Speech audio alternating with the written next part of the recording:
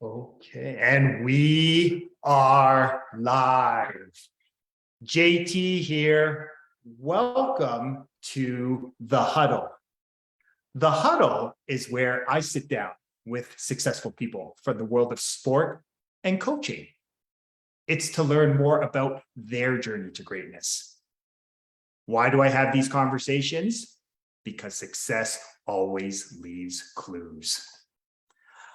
I want to take a moment to thank you, whether you are watching in our Facebook community or on YouTube, or whether you're listening to the audio on the podcast. Thank you so much for being here with me and my special guest today. And here's my friendly reminder to you. The mind is like a parachute. It works best when it's wide open. My challenge to you is to go all in on this conversation, to remove any distractions and get laser focused on the here and the now. And my guarantee to you is you will gain a valuable nugget that will not only help you succeed in sport, but more importantly, in the game of life. I've been looking forward to my conversation with my special guest today. Before we came live on air, before we got kicked off, pun intended, we were both kind of laughing that we feel like this conversation could probably go on for a little bit, but so we decided to cap it at, put a time limit on it. My guest in the huddle today is currently serving as the founder and director of the Good Athlete Project. And I came across his work, I just loved his messaging. I loved what the organization's about. And I just love these greater messages that this community is sharing. My guest in the huddle today is Jim Davis. How are you today, brother? JT, I'm doing so well, man. Thanks for having me. Yeah, it's, I'm reminded, from our conversation that one of the practices that I do my best to live by is to count my blessings. And I know, like any skill, it's a skill that needs to be practiced every day. Some days I do it better than others. But I'm a firm believer that the biggest blessing you can give anyone is your time and energy. So I just want to thank you again for giving some of your time and energy into being here with me and our community today, brother. So thank you again. Yeah, absolutely happy to do it. Appreciate you, man. Yeah. Okay, so we'll get started here. One of the ideas that I often like to remind myself and remind others is that life is a game and games are supposed to be fun. And I had a coaching colleague and great friend that used to tell me and remind me, hey, we all have our quirks. We all have these things that make us unique and different. So celebrate it. So I'm curious, is there an interesting fact, some may call it a quirk, that maybe a lot of people don't know about you, that you'd be open to sharing with our community? Yeah, that's a good question. Countless. I don't know if I had to whittle it down to one. I would say the thing that throughout the course of my life has surprised people is my devotion to the arts, my interest in and devotion to the arts. So I was actually in undergrad, I was a studio art major. And I entered college as a studio art major, bounced around psychology. I was actually a Spanish major. I was very interested in a vast array of things, and ultimately came back to studio art. So painting was my focus. In fact, I've had a number of shows and a decent amount of commissions over time. I'm like a professional artist. I'll just throw it out there. So I make art, also poetry. So here we go. I'm just jumping off. I think, the written word has always been super meaningful to me. And my first graduate degree was at Northwestern University with the focus. It was on poetry. It was creative writing. I did a little comparative literature. Focus was on poetry. So I've actually written a handful of books, given some poetry readings all over the city, all over the country, in fact. Yeah. And had a really good time with that. So yeah, the arts. That's what it is. Okay. People don't usually expect it from me, but. Yeah, you know what? I heard from you again, being a true Renaissance man, right? Like sort of dabbling in a lot of different, just subject areas. And it just really sounds like you get a lot of joy from learning and growing. I do. Absolutely, I do. Yeah, yeah. And you know what? I try not to think of the things as inherently separate. I think a lot of the divides in the world are artificial. In fact, that Mhm, largely comes from my passion for language. But mhm. the way that we name the world creates the world. Perspective is so important, and I know this aligns with your values and the Yeah. cultivation of gratitude and optimism and kindness and all these things. But Mhm. yeah, the way we name the world is the world. Yeah. Yeah, so I pay very close attention to those sorts of things. I Okay. could go all day on that too. I don't want to take that question and just run wild with it, but yeah. Okay. So I'm curious, sport has obviously played an important role for you in your life. You're a high quality athlete and then transitioned into coaching and just working in a lot of different capacities. So I'm curious, what would you say has been maybe the most valuable life lesson you've taken from sport? I know you could probably name a ton of different lessons, but what is that one lesson you find yourself still applying to your life today? Dude, these are two very challenging questions. This one especially because I think that's the entire heart of uh, so much of the work I do is maximizing the potential of athletics as education. That was our first mission statement at the project, and it's something I've done inherently my whole life. Man, if I had to pick one, I would say it actually is. It's advice that was given to me by a gentleman named Bob Levin. Bob Levin is one of the most incredible human beings walking the planet. So I'll talk about him for a second. He was a fullback at Yale. He was an activist. He was part of, if you've ever heard of the documentary, I think it's Harvard beats Yale 29-29. It's pretty incredible. The people on the field that day were, well, double back on that. I won't give the whole spiel, but Bob Levin is an incredible human. So, big, powerful guy, played fullback at Yale, as I mentioned.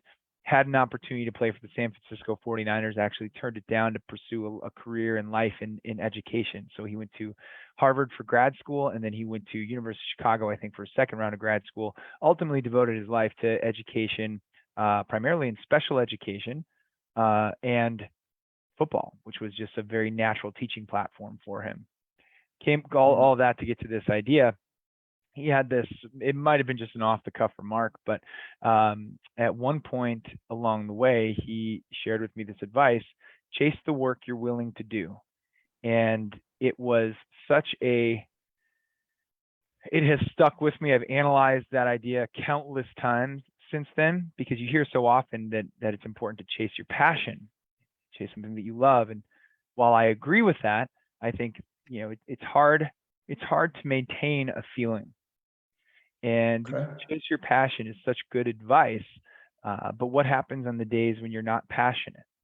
And you take that from sport to any other area. What about, I see that you have a ring on your left finger. I would imagine, I apologize, I won't personalize it. I've heard this from other folks who are married. They just feel a different sort of love and depth of care for their significant other 10, 20, 40 years down the road than they did maybe very early on in their relationship. And the depth of that love could hardly, passion's not the right word for it, but you still show up for your partner. You still, do all that work. Same thing applies to, your job. Now I will personalize it for me. There are days where I'm in Chicago. I don't want to get up at 5 a.m. and scrape ice from my car so I can get to work, before the sun has even risen, Yeah. but I'm willing to do it. But I'm Yeah. not passionate about that. If I was banking on passion to get me up and moving at 5:30 in the morning, pitch black and cold, it just isn't there. So I say that because chase the work you're willing to do is far more sustainable. Now, the work you're willing to do should be riddled with passion along the way. There should be plenty of passionate moments, exciting moments, and meaningful moments. But that was his advice, and man, I think that can apply to just so many things. Even now, so we're early in the football season. Kids are dog tired. They don't want to get out of bed. They don't want to. They're beat up from 2 days of tough practice. We're at Thursday now. 2-3 days of tough practice. they've gone through, it's early in school, they're still getting acclimated to a long school day, then they're not passionate. Passion would not be the right word to describe the football player stepping onto the field at 4 p.m. this afternoon to go play the game that, yes, they love, but passion is a hard word to describe their feeling in that moment. Yeah. But if you can come back to the question, are you willing to do this? Is this meaningful enough to you? And you can say yes, then let's go. You're on the right path. So long answer to a fairly simple idea. Well, I love what you shared, because like you said, it's that willingness, and I love that you shared, some wisdom that a great mentor passed down to you, and it reminded me of some wisdom that a mentor of mine shared to me. It's like, there's only two questions to ask yourself whenever you're starting a journey: am I able to do it? And then he sort of challenged you that if you see someone else achieving or living the life you want, or achieving there, then it's possible. But then the second question you have to ask, am I willing to pay the price? And like you said, that that's what separates people, right? At times is, what are you willing to? And again, it's not good or bad, not positive or negative, but again, it's a question you have to be willing to look at yourself in the mirror and say, what am I willing to do? So I love the simplicity of that. Yeah. Okay. Yeah. Good. I agree.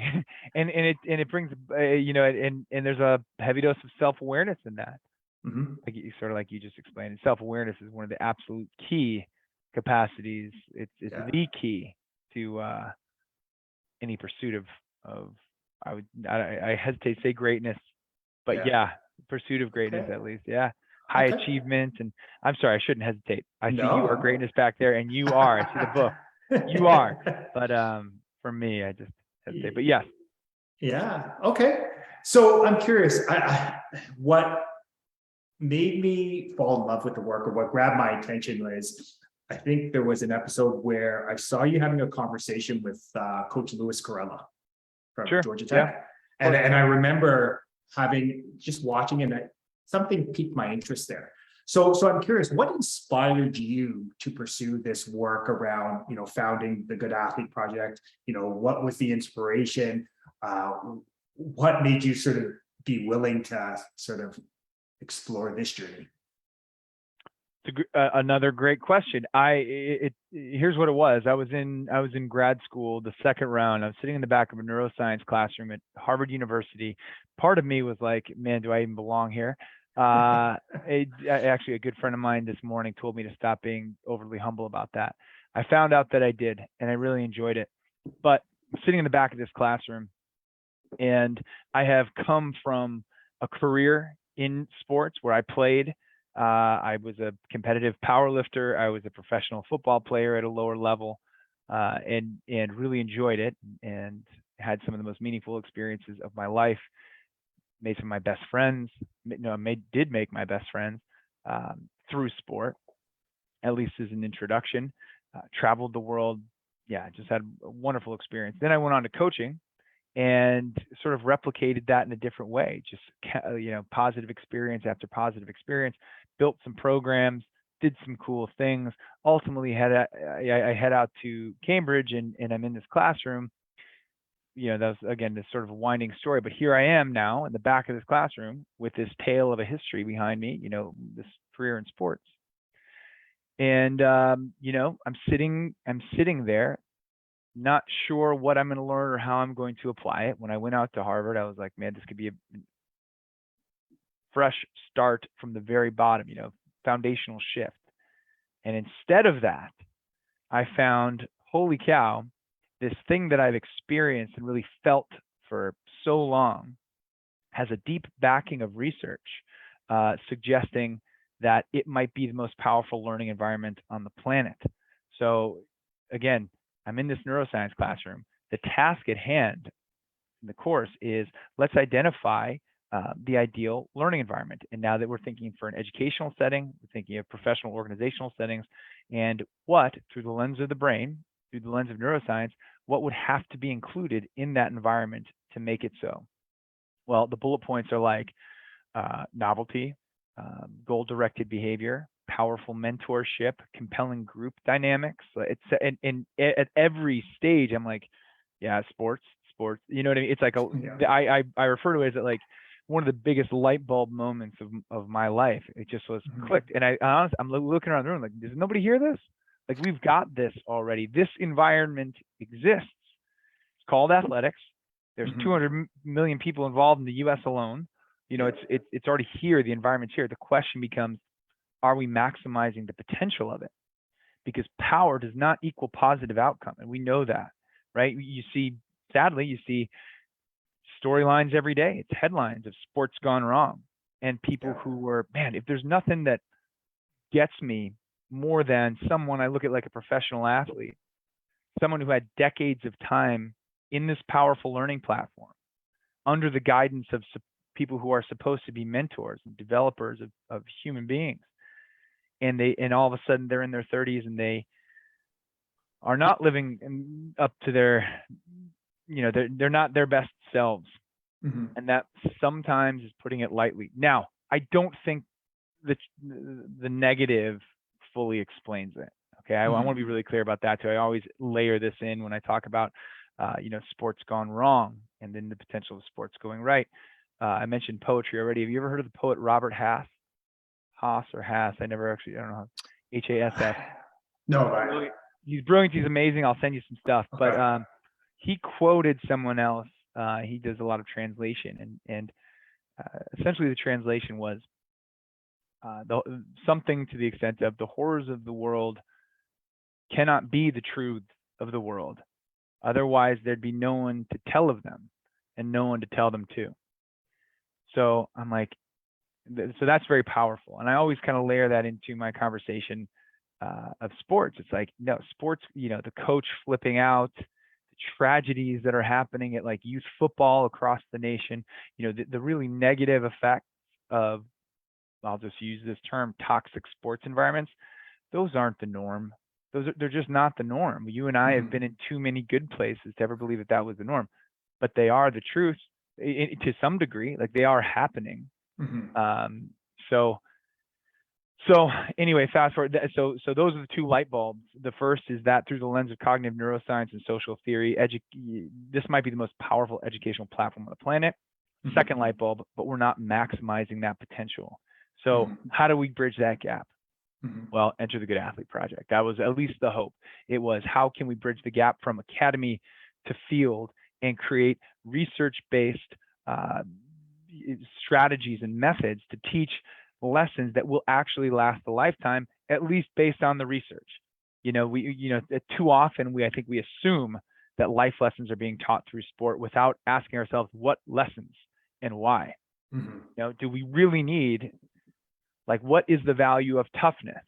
I happen to believe that there actually is a value in toughness and resilience and perseverance and whatever you might find, grit. But if you're not doing it explicitly, then you're just creating the proverbial meathead. And I'll have conversations now where I'm like, dude, you can't full back a boardroom, using that as a metaphor. You can't just plow people over. We're not, your toughness has to take different shapes. So communication, care, gratitude, these things all layer into a modern conception of toughness that can actually be used in the real world.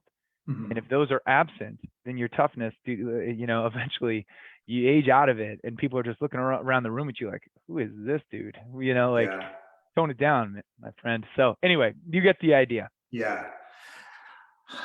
And I love the inspiration behind it, right? And I love how you shared that, it's using sport, which obviously, is a big hook for many people. And, you coming from the educational space as well, like, it reaches people that sometimes can easily fall through the cracks in the traditional education system, right?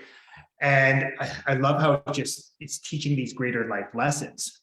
And I know before we were coming on, I think one of the challenges it has, you're talking about like care, grit, resiliency, right? Compassion. I know you posted yesterday about kindness. It's interesting because, like you, I'm a big language, like really being aware of the language we're using.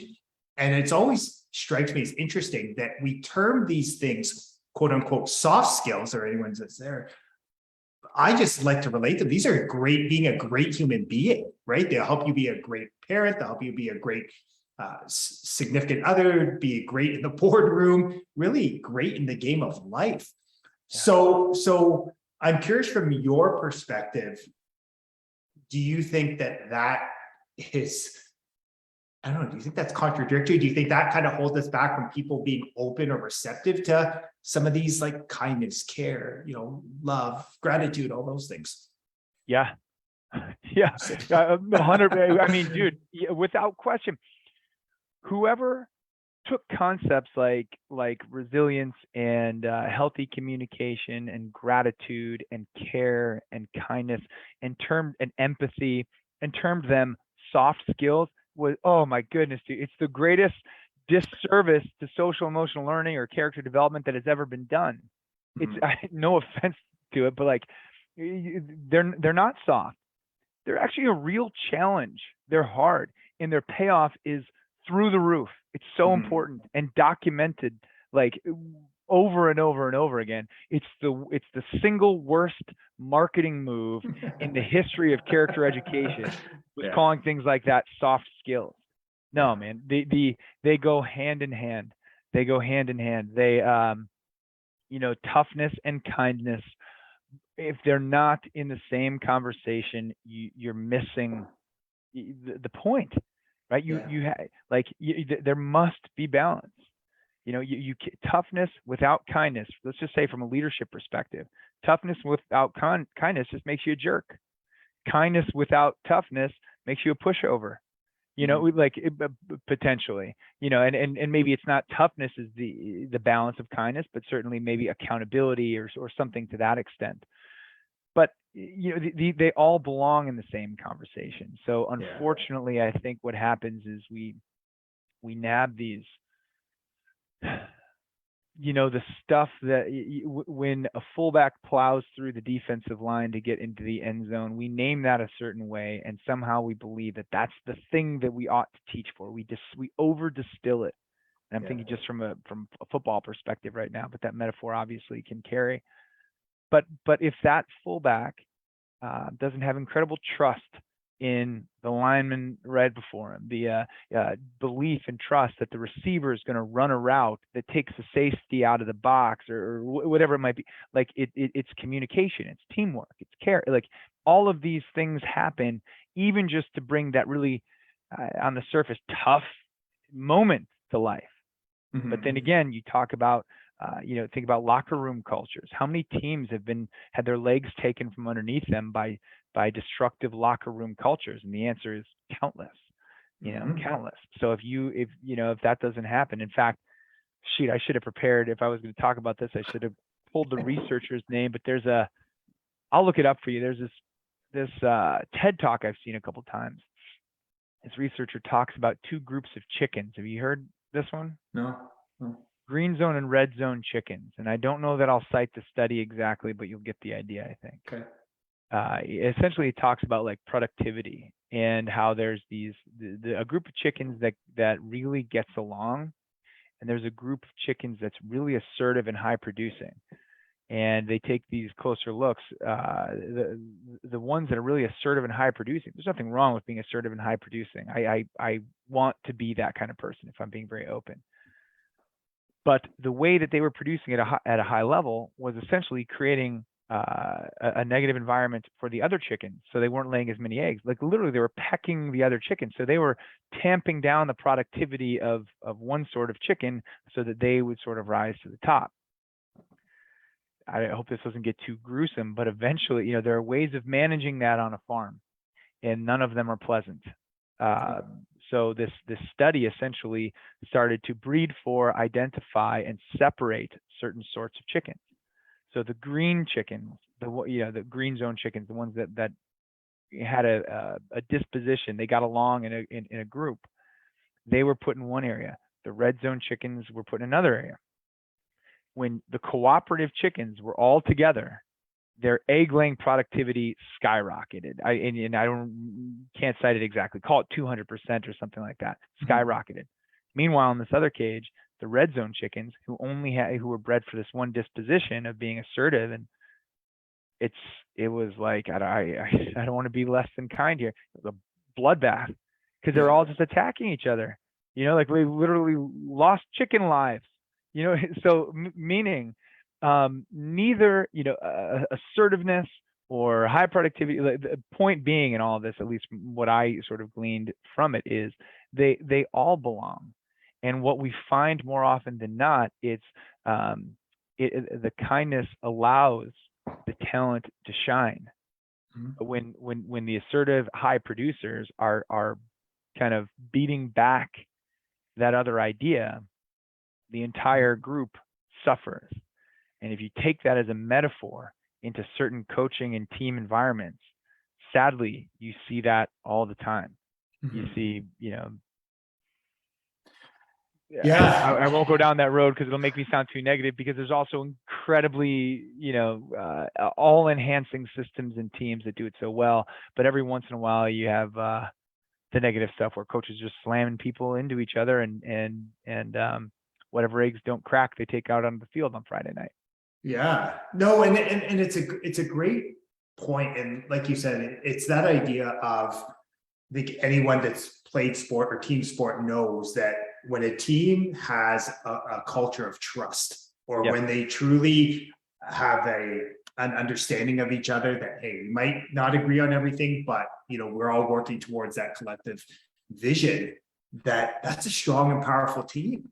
Yep. And it just reminded me of this work. I read a book. I've actually read it a few times. It's research done by David Hawkins, who Power versus Force. Are you familiar with that book?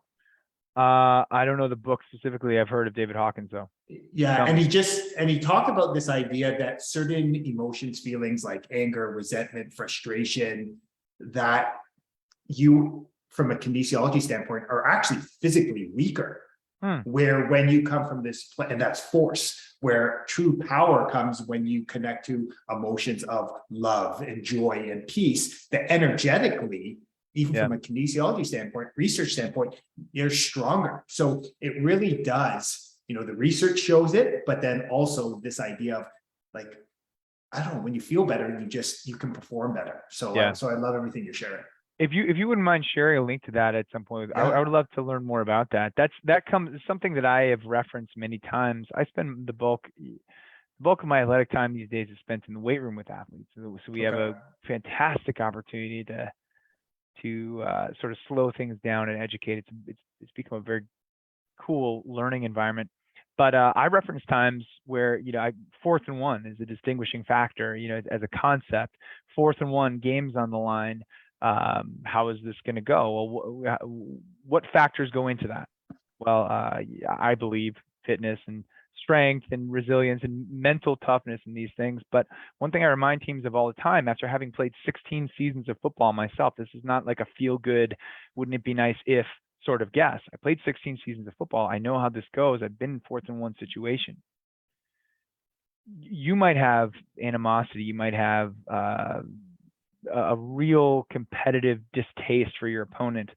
But I'm telling you, love is such a bigger driver than hate could ever be.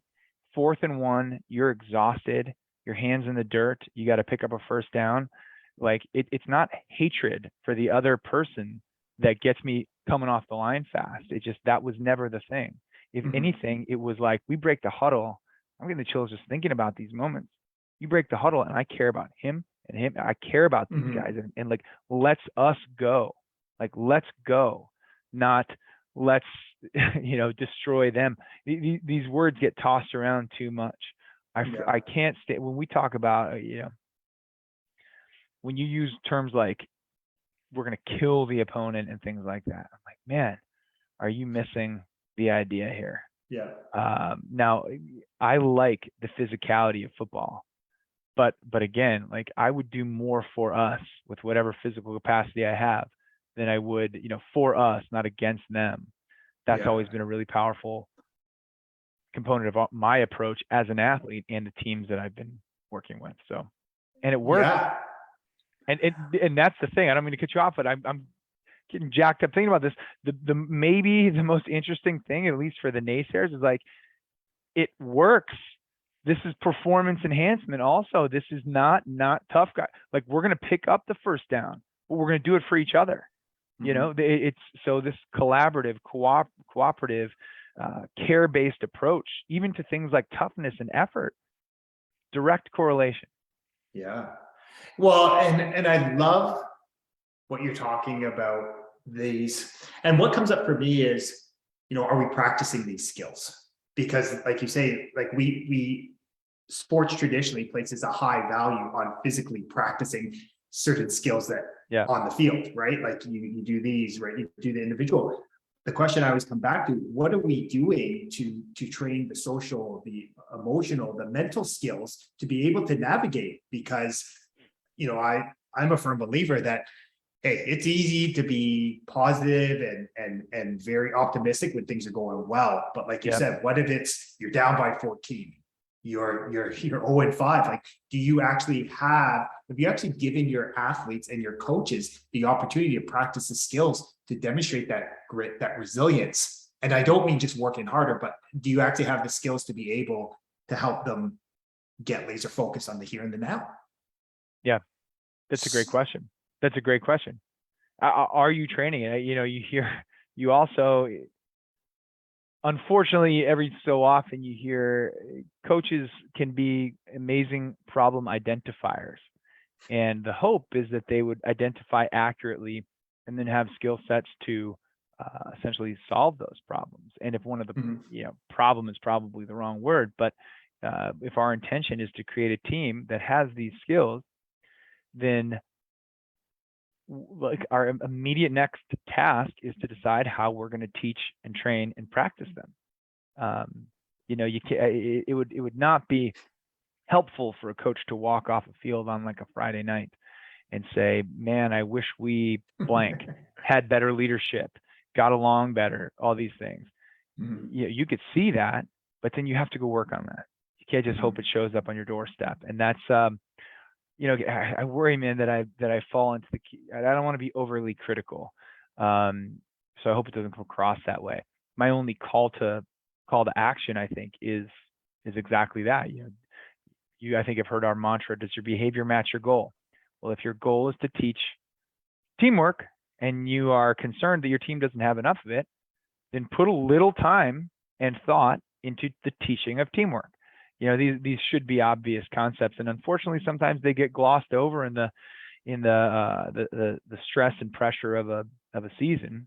But that's where we come in. Largely, the Good Athlete Project has been serving as a nonprofit education consulting foundation. So what we do is we can come in and help people slow it down. Okay. Tell us what you're saying. What are your concerns? What would you like to be better at? Let's talk through some strategies, and then let's talk through the logistics about how we would actually bring those strategies to life. We're not going to give up 2 hours of practice time, but I bet we could do something pretty cool in 15 minutes if we were deliberate about it. So, yeah, and I love that idea, right? Like, in really hearing you is, you're just, it's interesting. I see a program or school bringing you in as they're just choosing to surround themselves with a strong and powerful team. Right? People with a different, more specialized knowledge, right? Around the social emotional learning skills. So I'm curious, What have you found from your experience since doing this work? Do you think that we're in a time where people are receptive to this, or like, do you see the times changing? Are people more willing to have these conversations? Because I think everyone could acknowledge the last 2.5 years has definitely shown that wellness, whether it's mental, emotional, social, it's a challenge. It's an issue. Are people more willing to have the conversation, to start investing some time and energy, financial resources into actually helping train these skills? I have. It's interesting. There's certainly greater receptivity at large to this sort of idea. But with the prevalence of these ideas in mainstream media and things like that, there's also more pushback than ever too. So, but that's not, but those voices are, the dissonance is it's sort of few and far between. Okay. I think the trend most certainly is moving in the right direction. Let's talk about these things. And I hate to say it, but sometimes I don't hate to say it. This is what it is. Sometimes it takes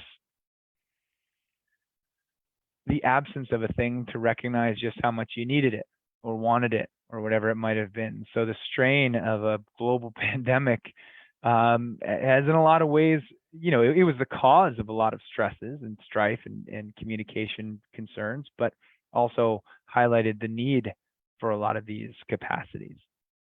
So yeah, no, I definitely think we're trending in the right direction. And people like you hosting conversations like this, and I'm not just trying to pump you up, man, like hosting conversations, being active, like the narrative is changing. And like we said, language is so important. So step one is really just creating a language around it, because that's another thing that is, sometimes we ask folks to be something that they're not quite ready to be.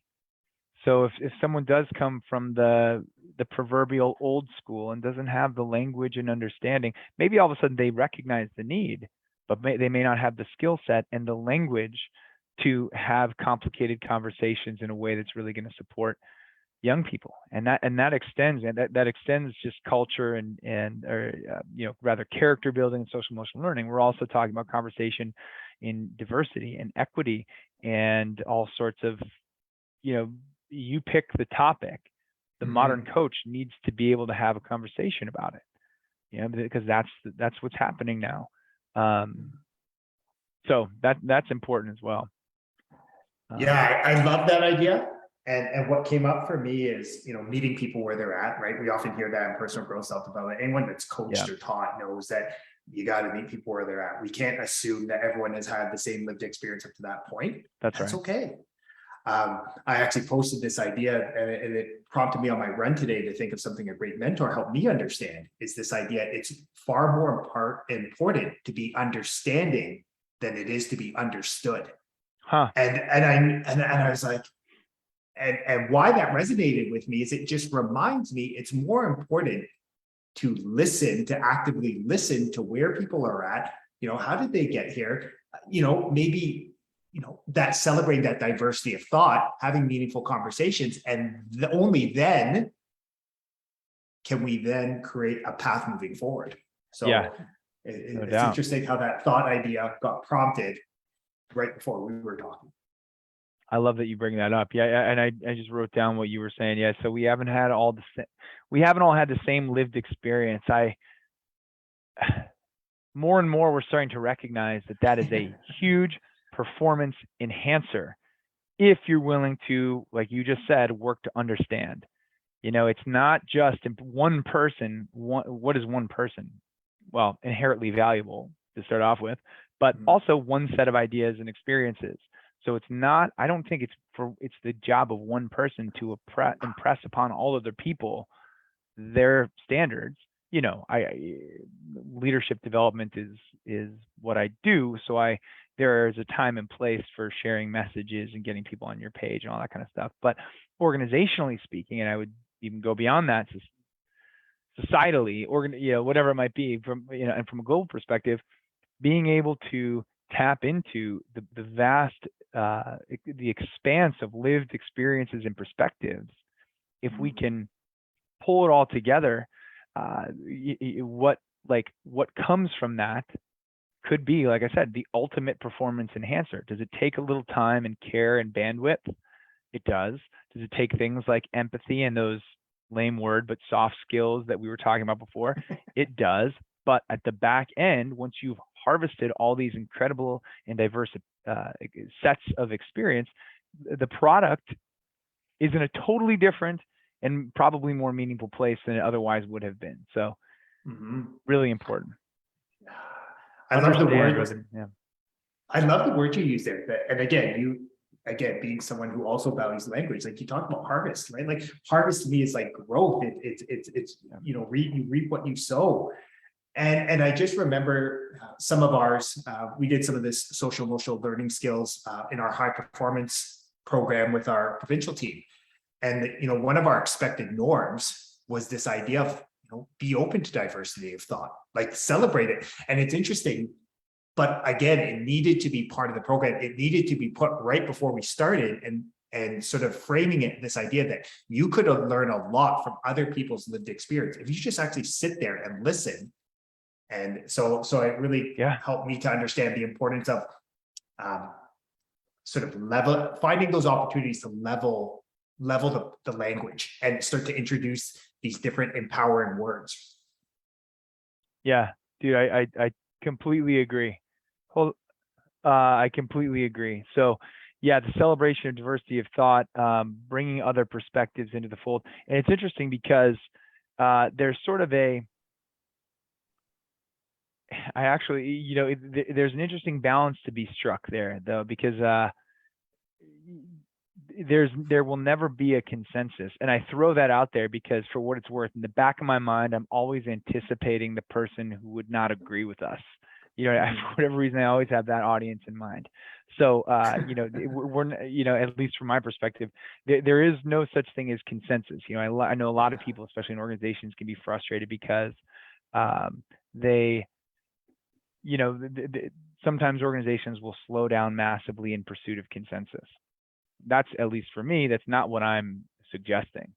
But to slow down enough to gain a full spectrum of perspectives, that's invaluable. And then eventually a leader or a leadership team has to make the call, take the next step. But yeah, that's just straight up effective. There's no denying it. It's interesting, like hearing you share, it just reminded me of one of the greatest human needs is to feel seen, to feel heard, to feel appreciated. And that when we give people opportunities to experience that, to feel seen, to feel heard, to feel appreciated, only then can we move forward together. It's the only thing. Okay. And you're right. And that's why you're totally right. So yeah, we want to feel heard. I've shared this a number of times. I think we all share one thing in common. We all share countless things in common, if I'm being totally open. But the one thing for sure we all share is that we want to feel important to some degree. We want to feel like we matter in the world.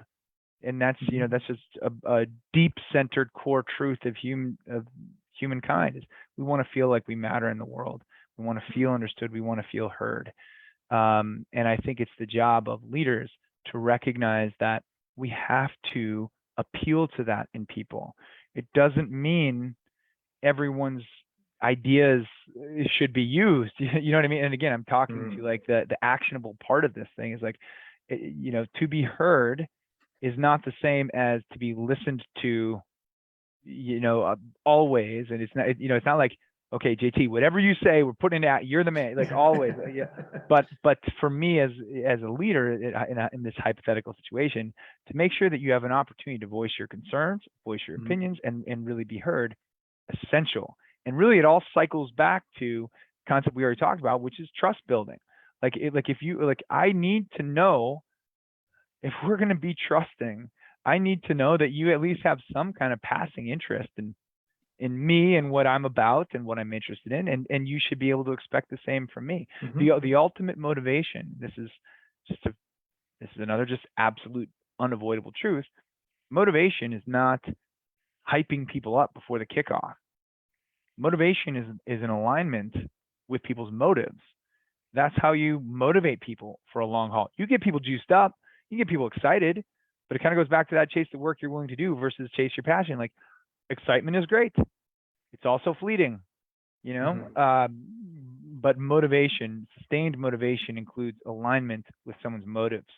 There's no way around that. In fact, I challenge, just because I like to be provocative sometimes, JT, is I say, like, at any given time as a leader, you're either a motivation or an imposition. When you're a motivation, you're aligning with the motives of the people you're in charge of leading. Yeah. When you're in position, you're imposing your ideals upon them.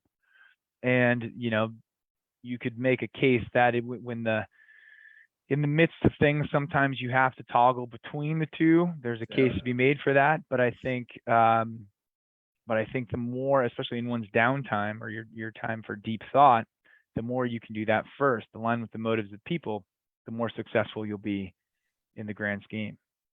And what you just shared there, I think summarizes, we labeled this conversation in progress, right? It's understanding that this is I almost like flipping this lifelong learner into long life learning, right? Like in Ooh. progress, like we're constantly in this period of learning, growth, creation, expansion, right? And I don't know that. So I think it's a perfect segue into my last question for you. Love it. I'm curious, like, what would you like to see happen with the Good Athlete Project? Like, again, we're having these conversations, right? The Good Athlete Project spurred this conversation. Now, us working together, it's going to hopefully share one nugget of wisdom that just challenges someone to stop and think. What would you like to see happen moving forward? Well, globally, I'd like to see an evolving conversation of what matters most in athletics. And I want it to be thoughtful and nuanced and actually about life lessons. I want people's behaviors to match their goals. I want people to be honest with themselves about what they're actually, doing in a coaching profession. And, our aim primarily is coaches. We want to support coaches. We want to be on the side of coaches, but that demands honesty. Apologies for that bell, but that demands honesty. And sometimes it's like, do we have to put our egos aside? That might be something. It might be, hey, we want this outcome, but we're not sure if we have the skill set for it. Like we just have to, there has to be a humility there. And it's like, that no problem. Okay. You can learn that skill, but first you have to be honest about the skill you're trying to teach and the fact that you need help teaching it. So, a little bit of humility in the coaching profession and a heavy focus on professional development. I'll answer your question more directly. We want to maximize the potential of athletics as a learning environment. And I only think that happens with thoughtful professional development constantly. In no other profession would you say things like, hey, I've been doing this for 30 years. Okay. If you're a computer programmer, you've been doing it for 30, if you're doing it the same way as you did 30 years ago, we need to reevaluate this. Now, that's not to say that there are not strategies that were very successful 30 years ago that we can pass forward and continue on. There absolutely are. But as the world evolves, we have to evolve alongside it. And I think so much of sport, I know that's a big open statement, but I just think it has some of the most meaningful, emotional, profound moments in my life have happened on or around a field or a weight room. And that's a fact.